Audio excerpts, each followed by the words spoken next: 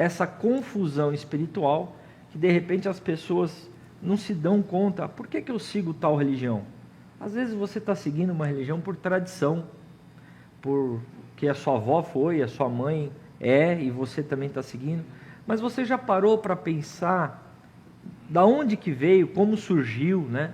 Então eu acho que essa reflexão tem que acontecer, porque a gente precisa estar muito antenado a isso, né? E essa confusão, Charles, como você bem falou, trouxe também uma relativização da verdade. É verdade. Né? Onde as pessoas acreditam, eu acredito que isso aqui está certo, então está certo. Eu conheço pessoas que dizem, eu não faço nada de errado, então, entre aspas, eu estou salvo. Né? Só que não é assim. A Bíblia não diz que é dessa forma. Né? Se a gente não estiver ligado a Jesus, nós não seremos salvos. Né? A relativização, se for até ali, pode. Né? Um pouquinho de mentira, na verdade, não tem problema. Tem problema sim. Um pouquinho de veneno, a gente já estudou algumas lições passadas, um pouquinho de veneno não contamina todo um copo de água, por exemplo? Sim. Né? Então a gente tem que estar unido a Cristo para conseguir identificar isso. É um assunto tão sério que nós estamos falando de salvação. Salvação. Nós não estamos falando de uma escolha, mas nós estamos falando de uma vida eterna. Questão de vida ou morte eterna. Ou morte eterna. Né? A lição, o próximo dia, né, da lição vai falar justamente da iluminação, né, as duas características principais do anjo que desce do céu, de Apocalipse 18, verso 1. Né? A primeira a gente acabou de falar, e a segunda é a questão da iluminação. O anjo está iluminado, ele ilumina toda a terra. Então a gente percebe que Adão e Eva foi criado, e eles estavam nus, mas não percebiam que estavam nus, porque eles eram santos, sem pecado. A glória de Deus estava neles, o caráter de Deus estava neles. Após o pecado, eles perceberam que estavam nus e começam a acusar um ao outro. Então a gente vê a destruição do pecado, o quão terrível é o pecado, no mesmo dia em que o pecado começou a agir, a existir na humanidade. E a promessa é que nós iremos vestir essa roupa de glória mais uma vez. Amém. Que é a vestidura branca, né? A famosa vestidura branca. É a mulher vestida de sol de Apocalipse 12. Só que Deus ele não vai nos vestir de branco no dia da volta dele. Ele vai nos vestir de branco no dia que eu aceito ele como meu Salvador. Olha só. Amém. Assim. A vestidura branca é o caráter de Cristo. Esse anjo iluminando a terra representa a nós que estamos proclamando ao mundo a última mensagem de advertência. Jesus está voltando, se prepare. E eu só consigo mostrar de Cristo se eu estou com Cristo e se o caráter de Cristo está em mim. Por isso a importância de se preparar. E para a gente encerrar aqui, nosso tempo está indo, né? Lá na lição de quinta-feira, está falando a respeito do Cordeiro. O Cordeiro ele aparece muitas vezes aqui no livro de Apocalipse, bem como no Evangelho também. Né? E o que representa para a gente esse Cordeiro? Lá João Batista já disse, lá nos Evangelhos, né, que Jesus Cristo era o Cordeiro de Deus que tira o pecado do mundo. Mas em Apocalipse ele está citando novamente o Cordeiro. A mensagem central do livro de Apocalipse é Cristo. Né? E em vários textos, como você mesmo disse, do livro de Apocalipse, fala sobre o Cordeiro. E o Cordeiro que foi morto. Né?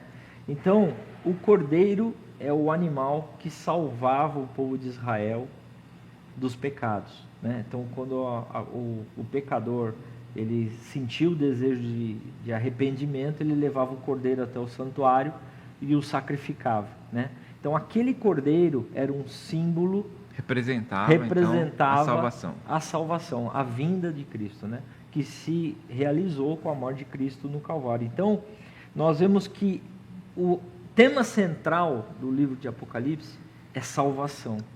É o cordeiro sendo morto pelo meu pecado, pelo seu pecado, sem nós merecermos.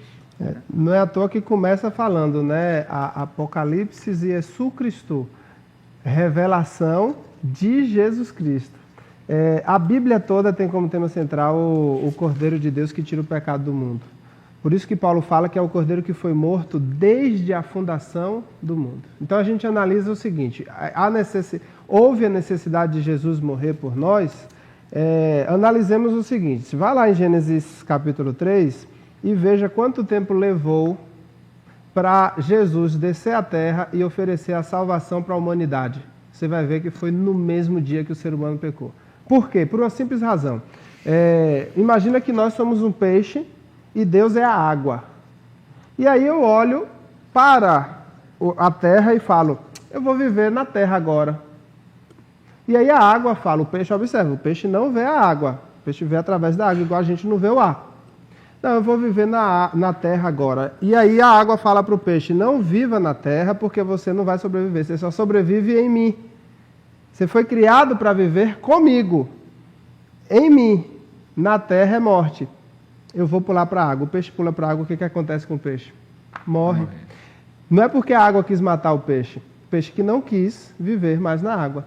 No dia que Adão e Eva decidiu não viver mais com Cristo, o amor de Cristo foi tão grande que Cristo desceu à terra no mesmo dia para oferecer o balão de oxigênio para Adão e Eva viver fora da água. E Jesus intercede pela humanidade desde o primeiro dia que o pecado entrou no mundo. E ele ensina para a humanidade por meio do sacrifício dos cordeiros. Deus, lá em Gênesis 3, faz pele de animais para Adão e Eva. E ele vai até o momento que a gente está vivendo e até um pouquinho mais para frente, que a gente não sabe quando acaba. Agora, quando Jesus deixa de interceder pela humanidade, Apocalipse 16 fala o que é que acontece. As pragas caem na humanidade. Mas até lá, nós temos que estar preparados a avisar as pessoas que isso vai acontecer, que o balão de oxigênio vai acabar e Jesus vai voltar para levar aqueles que estavam nele e firmes nele. Então a salvação é Cristo e não há outro além dele. Amém, amém. Quero já agradecer a participação de vocês. Amém. Muito obrigado, Charles, muito obrigado, pastor. E fica essa pergunta para você analisar aí. Qual vai ser a sua escolha? A água ou a terra, né, pastor? A água ou a terra, a salvação ou a perdição. A salvação está em Cristo Jesus. Vou pedir para que o Charles faça uma oração para a gente encerrar. Sim, vamos orar. Pai querido, eterno Deus, muito obrigado, Senhor, porque através do estudo de hoje nós podemos ver o amor grandioso que o Senhor tem por nós. Obrigado porque nós vemos o carinho e o cuidado em cada dia da nossa vida. E que todos nós que estamos aqui e as pessoas que estão assistindo possam sentir esse amor através do Teu Santo Espírito atuando na vida deles. Amém. Que nós possamos escolher a vida sempre e não a perdição. Amém. Fique conosco, esteja com cada um dos internautas que estão acompanhando o Estudo Central.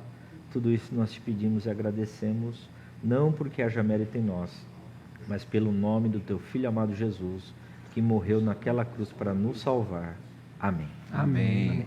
Muito bem, essa é a última lição dessa série, desse trimestre. Na próxima semana nós já teremos uma lição nova a respeito de Efésios. Faça planos de ter o nosso guia de estudos aí, de adquirir o nosso guia de estudos e acompanhar a nova série que vai se iniciar então. Fica com Deus, um grande abraço.